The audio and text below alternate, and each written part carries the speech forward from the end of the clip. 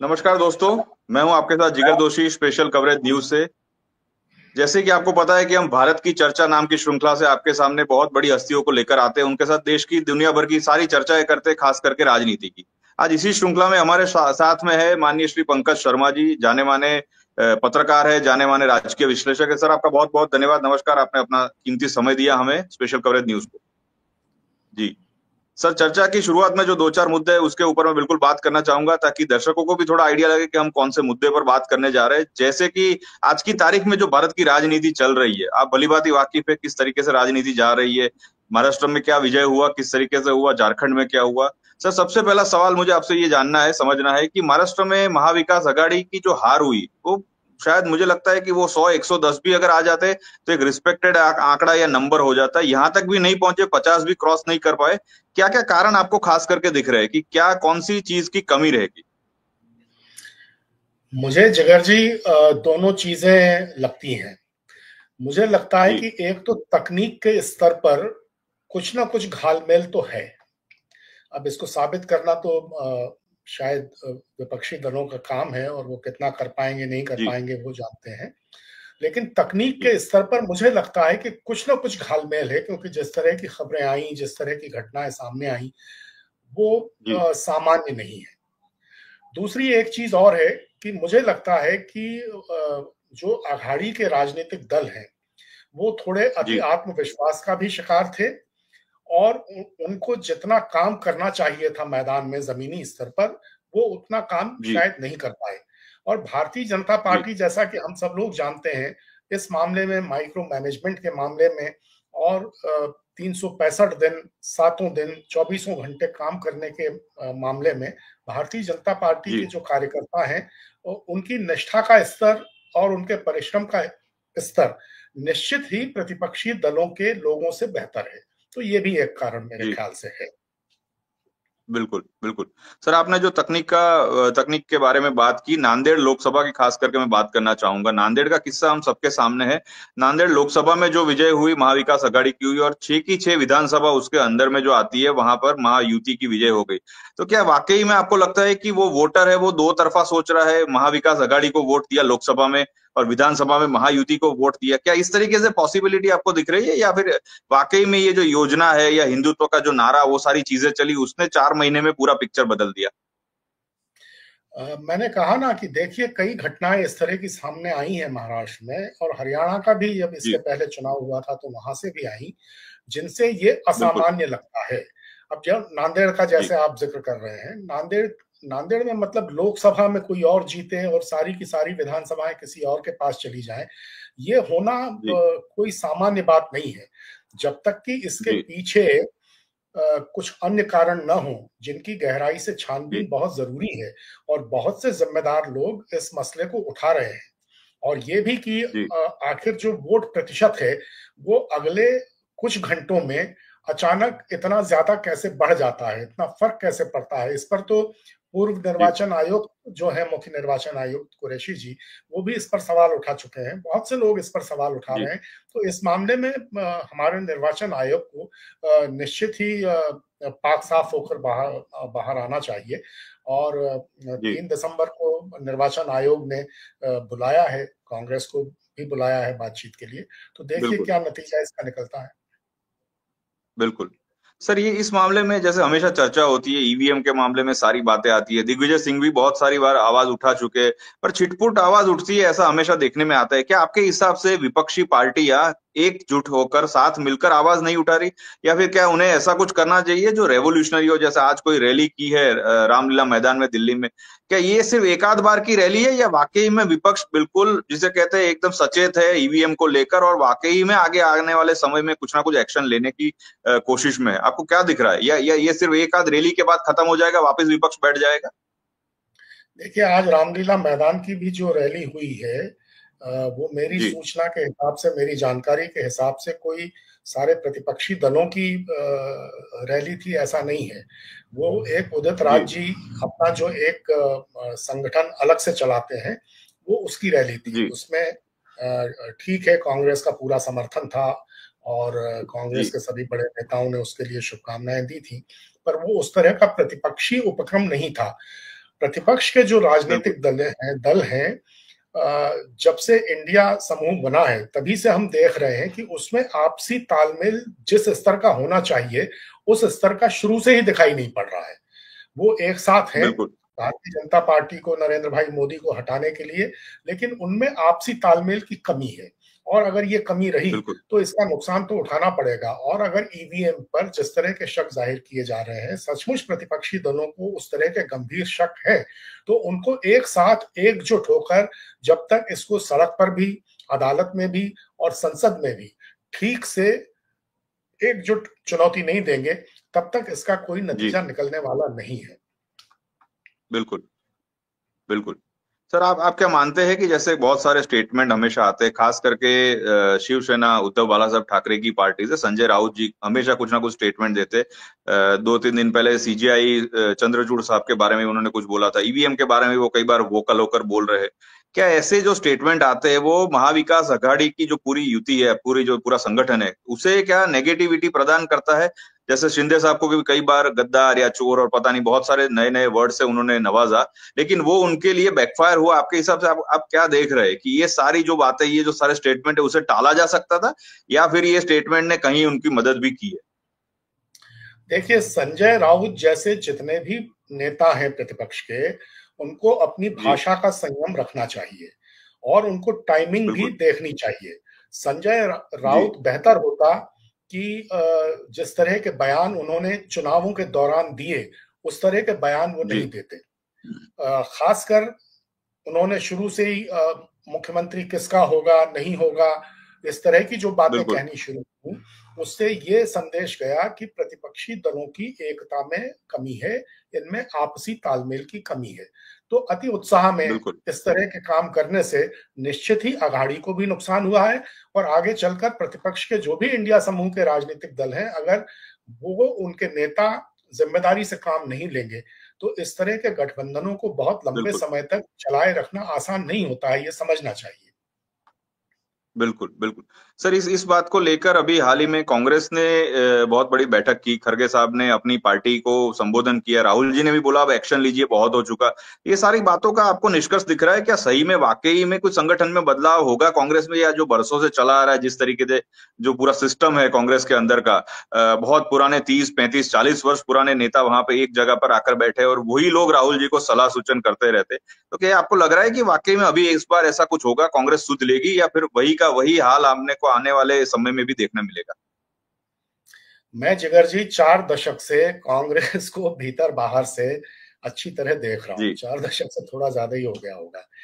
देखिए क्या बिल्कुल है, कांग्रेस की ये जो अविश्वसनीयता बनती जा रही है कि वो जो कह रही है जी वो करेगी कि नहीं करेगी।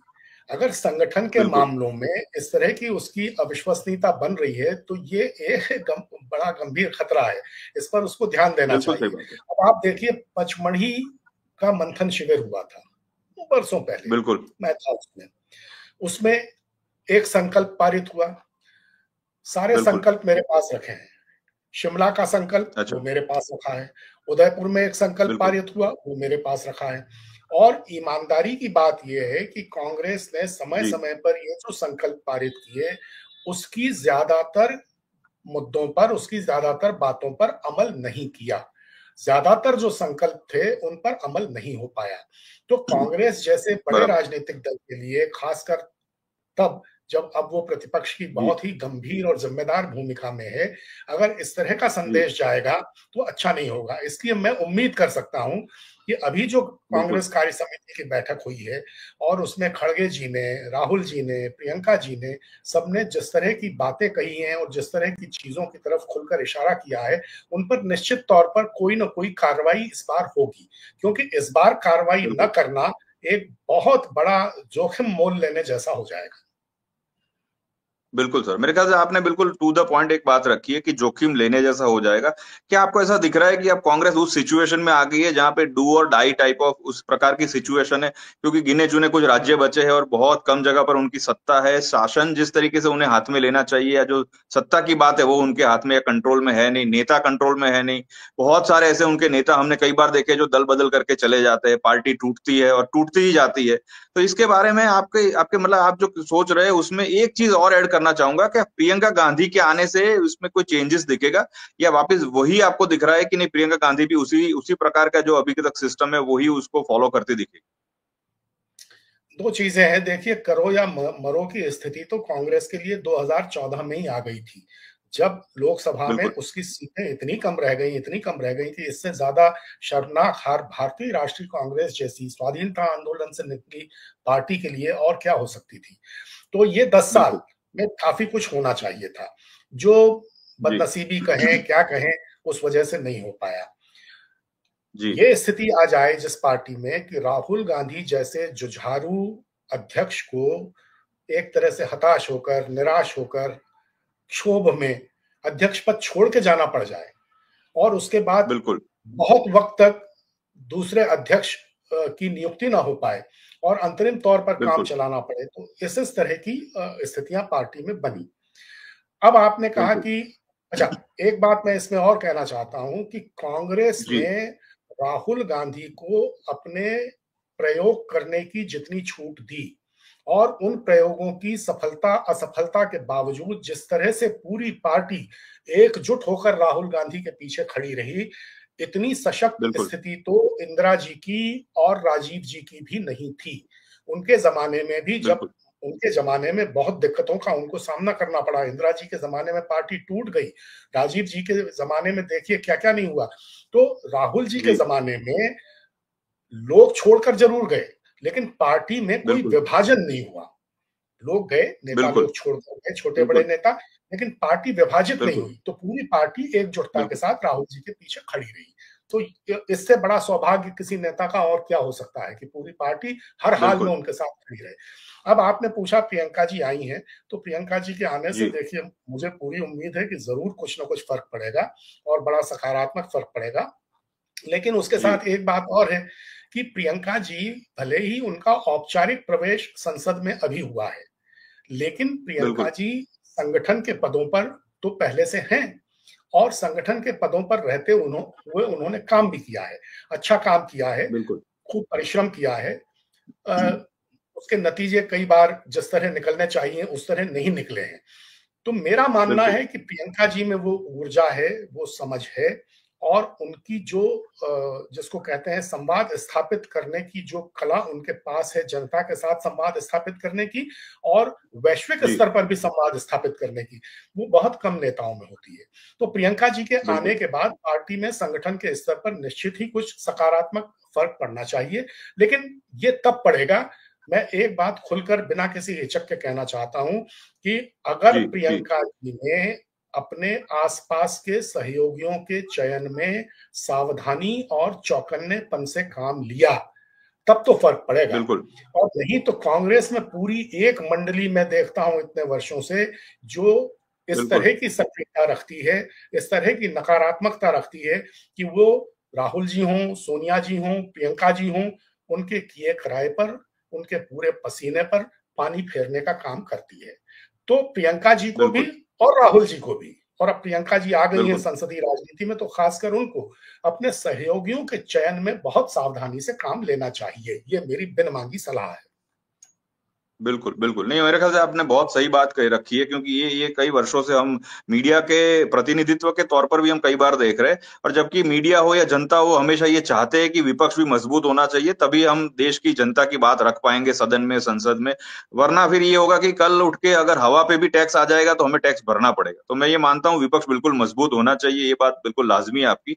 सर, एक चीज कभी समझ में नहीं आई, जैसे कांग्रेस में, जैसे आपने पूरी सिस्टम जानते हैं 30-40 वर्षों उससे ऊपर से भी, कांग्रेस के पास रेवंत रेड्डी जैसे नेता है, कांग्रेस के पास डीके शिव कुमार जी जैसे नेता है, जो बिल्कुल जिसे कहते हैं कि चुनावी मैनेजमेंट में माहिर है, वो हर प्रकार का चुनावी मैनेजमेंट कर सकते।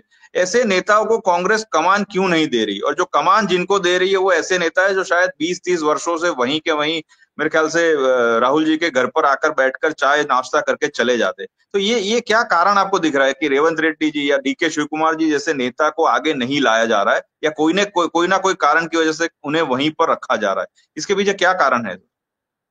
इसके पीछे मुझे दो कारण लगते हैं। पहला कारण तो यह है कि जी। कांग्रेस अपने स्वभाव से, मूल स्वभाव जी। जो उसका है, वो यथास्थितिवाद का है।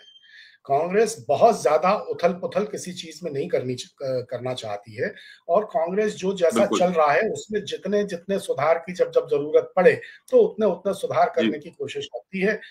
एक तो ये कारण है। दूसरा कारण बिल्कुल। ये है कि दुर्भाग्य से कांग्रेस में अब जैसे सोनिया गांधी जी का कार्यकाल हमने देखा, सोनिया गांधी जी की समझ बिल्कुल। पर कोई संदेह नहीं कर सकता है। सोनिया गांधी बिल्कुल नहीं गांधी हो जी सकता। जिस तरह बिल्कुल सही बात।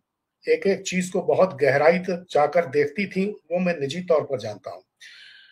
बिल्कुल। राहुल जी आए, अब प्रियंका जी भी आ गई हैं।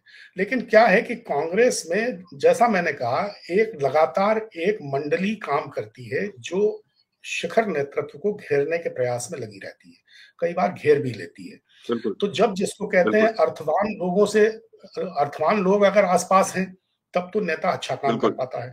जब वो अर्थवान लोग बिल्कुल। नहीं होते हैं और लोग अपने अपने मकसद पूरे करने के हिसाब से सलाह मशविरा देते हैं और कदम उठवाते जी। हैं, तो गड़बड़ियां होती हैं। बिल्कुल। अगर जो कद्दावर लोग हैं वो किसी शिखर नेता के आसपास हैं तो उनको किसी से कोई भय नहीं लगता। लेकिन होता यह बिल्कुल। है कि कई बार ऐसे जिसको कहेंगे हम लोग बौने लोग, तो बौने हुए जी। विराट हमारे गांव में, बगुले हैं सम्राट हमारे गांव में।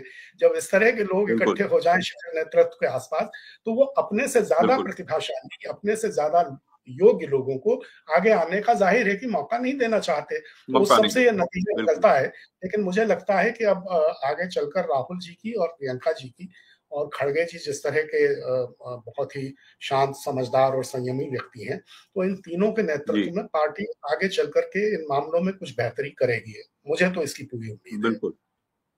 बिल्कुल, बिल्कुल सही बात है। सर, एक एक आरोप भाजपा की तरफ से हमेशा लगाया जाता है और जिस आरोप में कांग्रेस हमेशा घिरती हुई नजर आती है। मुझे आपसे ये समझना है कि उस आरोप को लेकर कांग्रेस कभी बैकफुट पे ही रहती है, हमेशा फ्रंट फुट पर आकर जिसको खेलना चाहिए ऐसा क्यों नहीं करती? और वो ये है कि धार्मिक तुष्टीकरण।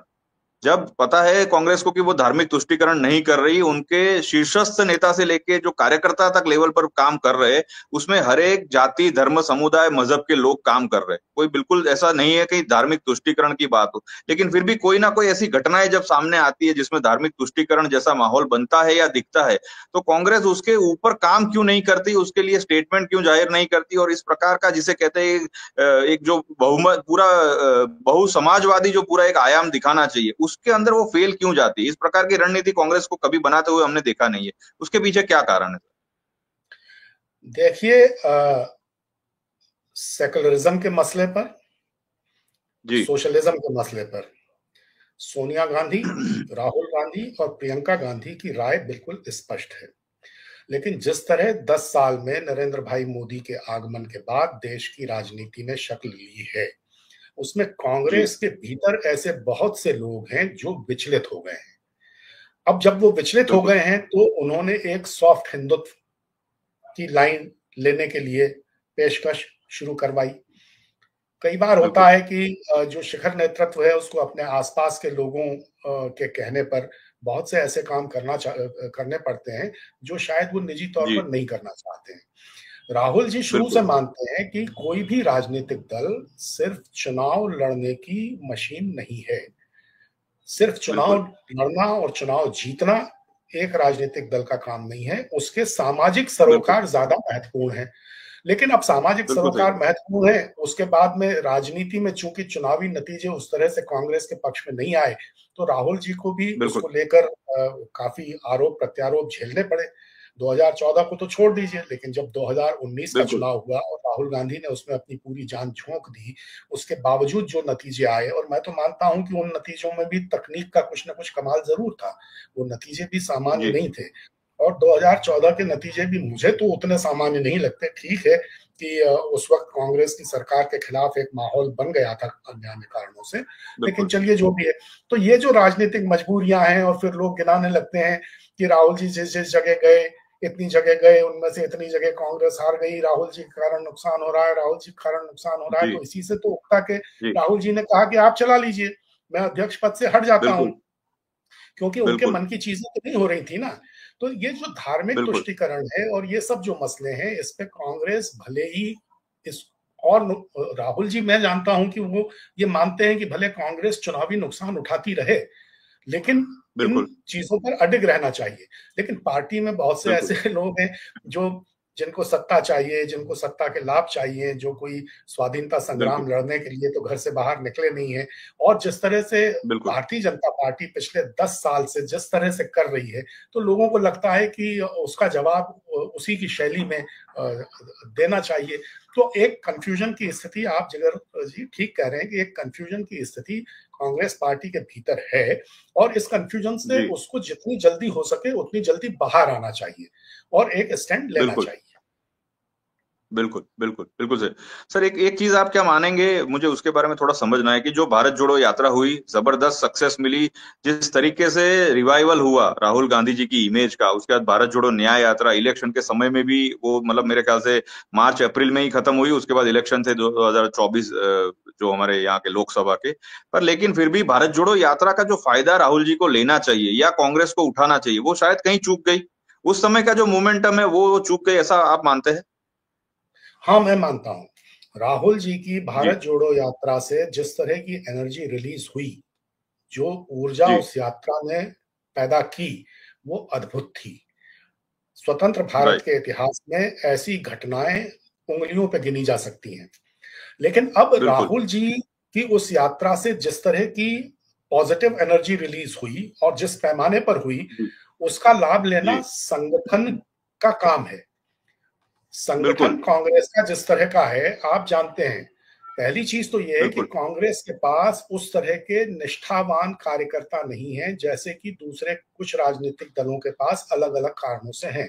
भारतीय जनता पार्टी के जी, पास एक कारण से है, और जो परिवार की राजनीति करने वाले दल हैं उनके साथ भी लोग जुड़े रहते हैं, जुड़े और हुए उनकी हैं, प्रतिबद्धता और बिल्कुल, निष्ठा थोड़ी कांग्रेस से तो ज्यादा होती है।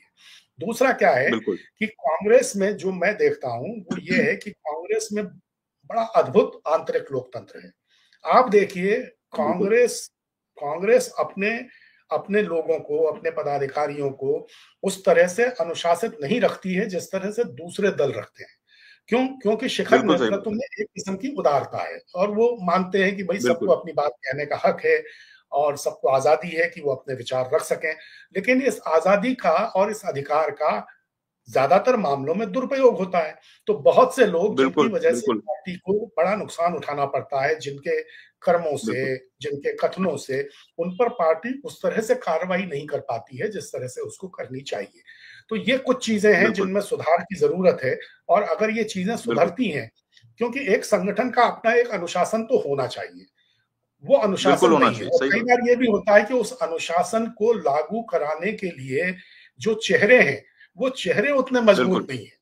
अब आप हल्के लोगों बिल्कुल, को अगर बड़े पदों पर बैठाकर उनसे कुछ बड़ा काम लेने की कोशिश करेंगे, तो जो पुराने और जमे जमाए लोग हैं, जो बिल्कुल, समझते हैं कि हम इनसे ज्यादा वरिष्ठ हैं, वो उनके काबू में होते नहीं है। तो ऐसी बहुत सी दिक्कतें बिल्कुल हैं सही बात। जिनसे निपटना है पार्टी को। बिल्कुल, बिल्कुल। मेरे ख्याल से संगठन हम जिसे कहते हैं या फिर जो ऑर्गेनाइजेशनल पूरा एक स्ट्रक्चर है, वो स्ट्रक्चर में भी कांग्रेस को बहुत सारा काम करना बाकी है। बूथ लेवल मैनेजमेंट तो मेरे ख्याल से उसके बाद की बात है। जब कांग्रेस के पास सही और सच्चे कार्यकर्ता होंगे, उस प्रकार की कार्यकर्ताओं की फौज होगी, तब जाके ये मुझे लगता है शायद कुछ मामला आगे बढ़ेगा। लेकिन एक चीज़ मैं और आजकल नोटिस कर रहा हूँ, दिल्ली के चुनाव आ रहे हैं। अब जैसे हरियाणा में हुआ था आम आदमी पार्टी और कांग्रेस का उस समय गठबंधन नहीं हो पाया, जो सीट का बँटवारा था जिस तरीके से हुआ पूरा और फिर जो रिजल्ट आया वो भी भाजपा के फेवर में ही गए। आज अरविंद केजरीवाल जी ने पूरी घोषणा कर दी है कि हम यहाँ पर अकेले ही लड़ेंगे दिल्ली में।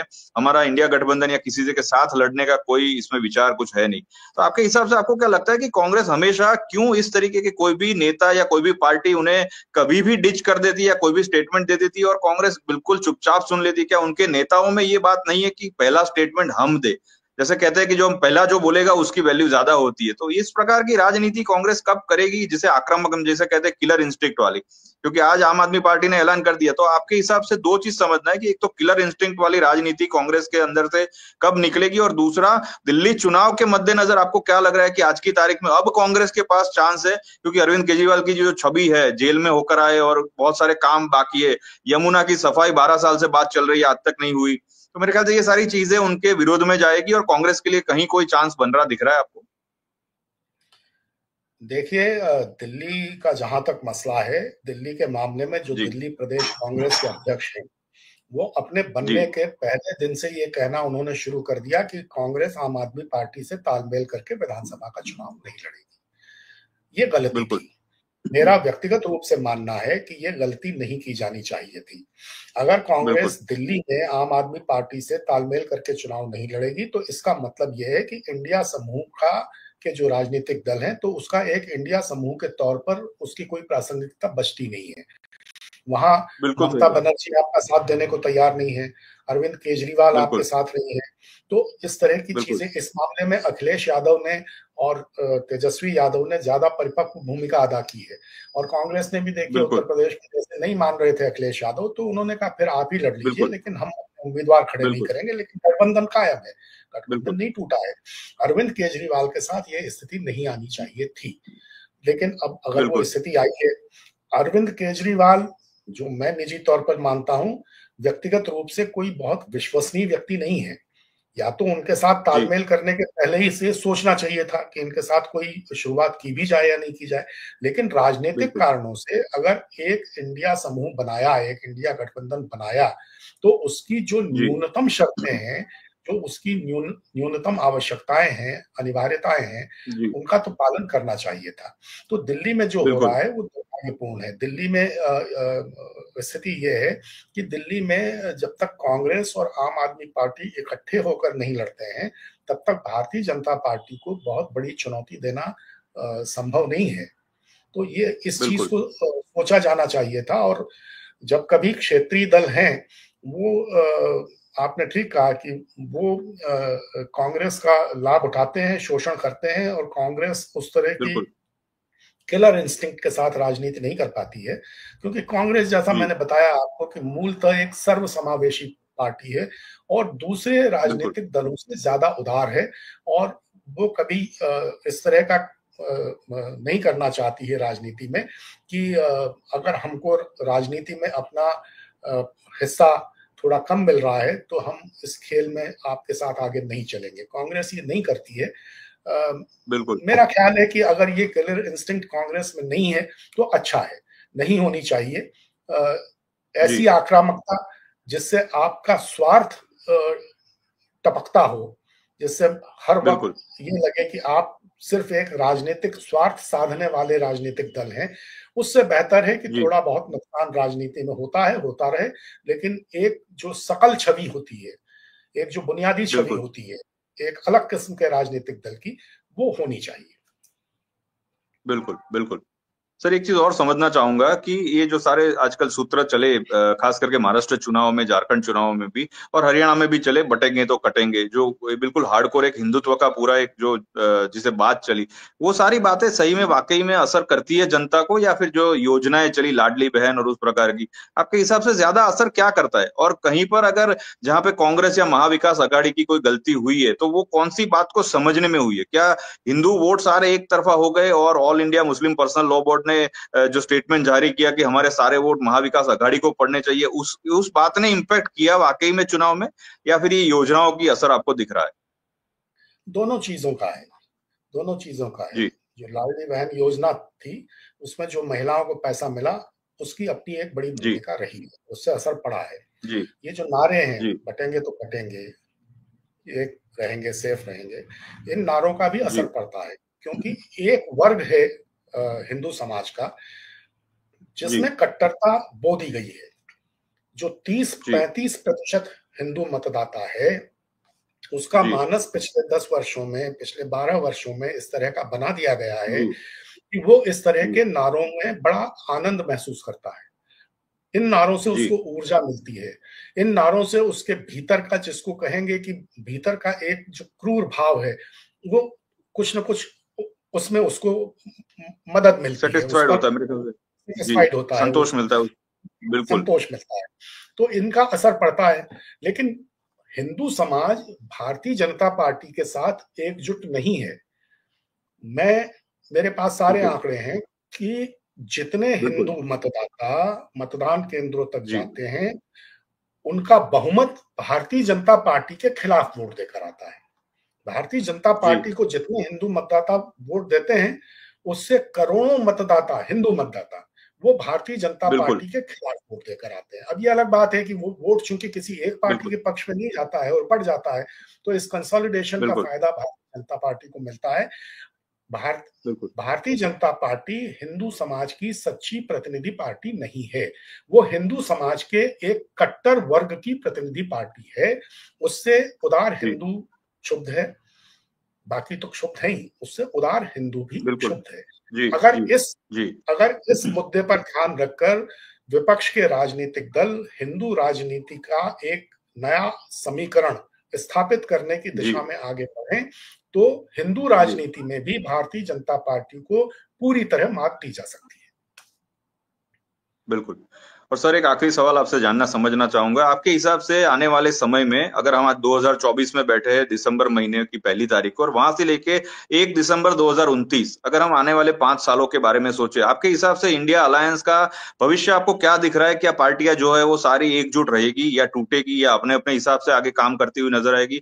और उसमें खासकर कांग्रेस का रोल क्या रहेगा आपके हिसाब से? आप क्या देख रहे हैं उसमें आने वाले 5 वर्षों की राजनीति? देखिए, इंडिया समूह जिस तरह से चल रहा है, अगर उसी तरह से चला तो जी उसका कोई बहुत दूरगामी भविष्य नहीं है। कांग्रेस पार्टी जी का भविष्य सचमुच जो है वो पहले से बेहतर लगातार होता जाएगा और चमकीला होता जाएगा, इसमें कोई दो मत नहीं है। जी अब कांग्रेस का भविष्य भी और पूरे विपक्ष का भविष्य भी इस बात पर निर्भर करेगा कि नरेंद्र जी भाई मोदी 2029 तक प्रधानमंत्री रहते हैं या नहीं रहते हैं। मेरा अपना मानना जी यह है कि नरेंद्र भाई मोदी को अगले वर्ष प्रधानमंत्री के पद से मुक्त कर दिया जाएगा, क्योंकि राष्ट्रीय जी स्वयंसेवक संघ और भारतीय जनता पार्टी का भी एक बहुत बड़ा वर्ग इस बात से बहुत चिंतित है कि 10 जी साल में भारतीय जनता पार्टी की राजनीति इतनी व्यक्तिपरक हो गई है, इतनी व्यक्तिपरक हो गई है जी कि कल को अगर नरेंद्र भाई मोदी का चेहरा नहीं होगा तो भारतीय जनता पार्टी जीत पाएगी या नहीं जीत पाएगी। अब ये मिथ बिल्कुल टूटा बिल्कुल सही बात है। 2024 के चुनावों में। 2024 के बिल्कुल लोकसभा चुनाव में ये मिथ टूट गया कि नरेंद्र भाई मोदी के चेहरे के बावजूद भारतीय जनता पार्टी को भारी नुकसान उठाना पड़ा। अब उसमें राष्ट्रीय स्वयंसेवक बिल्कुल संघ की भी अपनी एक भूमिका थी। तो राष्ट्रीय बिल्कुल स्वयंसेवक संघ अब इस बात पर उतारू है, उसने ये तय कर लिया है कि भारतीय जनता पार्टी को उसके दीर्घकालीन भविष्य के लिए व्यक्तिपरक जी राजनीति से बाहर लाकर फिर संगठन परक राजनीति की तरफ ले जाना है। भारतीय जनता बिल्कुल पार्टी को फिर एक ऐसे राजनीतिक दल के तौर पर तब्दील करना है जो किसी चेहरे के बजाय, किसी व्यक्ति के चेहरे के बजाय संगठन की बिल्कुल क्षमता पर निर्भर हो और संगठन जिसको बिल्कुल चेहरा बना दे अगले चुनाव का, उससे भारतीय जी जनता पार्टी को लाभ मिले। अभी ये स्थिति मुझे बिल्कुल लगता है इसलिए बदलेगी, और अगर अगले साल नरेंद्र भाई मोदी प्रधानमंत्री नहीं रहे तो प्रतिपक्ष के जी दलों के लिए आगे चल करके संभावनाएं इसलिए थोड़ी बेहतर होंगी कि भारत फिर से एक उदार राजनीति के दौर में प्रवेश करेगा। अभी जिस तरह का चल रहा है बिल्कुल उसमें अगर एकजुट रहा इंडिया समूह और लगातार चुनौती जी देता रहा तो नरेंद्र भाई जी मोदी से निपटने के लिए जरूरी है। नरेंद्र भाई मोदी नहीं होंगे तो ये जो जिस तरह का इंडिया समूह है इस तरह का इंडिया समूह भी चल सकता है, लेकिन अगर वो सामने है बिल्कुल तो फिर इस तरह का इंडिया समूह जो अभी है उस तरह का इंडिया समूह ज्यादा लंबे समय नहीं चल पाएगा। बिल्कुल बिल्कुल बिल्कुल सही बात कही सर आपने। मेरे ख्याल से सभी मुद्दों पर आपने अपनी बेबाक राय रखी और बहुत ही लॉन्ग टर्म विजन के साथ आपने सभी पार्टियों को भी एड्रेस किया। मुझे लगता है कि ये सारी डिबेट्स और जो सारी चर्चा हमने की वो वहां तक पहुंचेगी तो शायद उनको भी, उनके लिए भी कुछ सीखने के लिए उसमें से ज्ञान मिल जाएगा। मैं मानता हूं आपने बहुत अपना अच्छा समय दिया, इसके लिए आपका सर मैं बहुत बहुत धन्यवाद करता हूं और वापिस से हम जुड़ते रहेंगे ऐसे ही कोई मुद्दे पर चर्चा करने के लिए। सर बहुत बहुत धन्यवाद सर। तो दोस्तों देखा आपने, माननीय श्री पंकज शर्मा जी हमारे साथ जुड़े हुए थे। बहुत वरिष्ठ पत्रकार है, जर्नलिस्ट है और राजनीतिक विश्लेषक है। बहुत सारी चैनल्स में अपनी राय बेबाक तरीके से रखते हुए नजर आते। और खासकर कांग्रेस की जो पूरी सिस्टम है उसको 30-40 वर्षों से वो स्टडी करते हैं, जानते हैं नेताओं को, बहुत ही सारी चीजों से वो वाकिफ है। तो हालांकि उन्होंने इंडिया गठबंधन के बारे में जो जो बात की, जो राय रखी, वो उसके ऊपर अगर अमल करेगी इंडिया गठबंधन और खास करके कांग्रेस, तो उनके भविष्य के लिए काफी पॉजिटिव बातें साबित होगी। और जहां तक बात है भाजपा की या माननीय मोदी साहब की, तो उनके लिए भी उन्होंने अपना अपना विचार रखा, वो उनके सारे निजी विचार है। और वो निजी विचारों के अंदर उन्होंने भारत देश के प्रति जो बात रखी, जो चिंता व्यक्त की है, वो भी हमें साफ साफ दिख रहा है। तो ऐसे ही किसी और मुद्दे के साथ, किसी और माननीय वरिष्ठ व्यक्ति के साथ हम वापस से भारत की चर्चा में एक दिन बाद वापस हाजिर होंगे आपकी सेवा में। तब तक के लिए जय हिंद, जय भारत, धन्यवाद।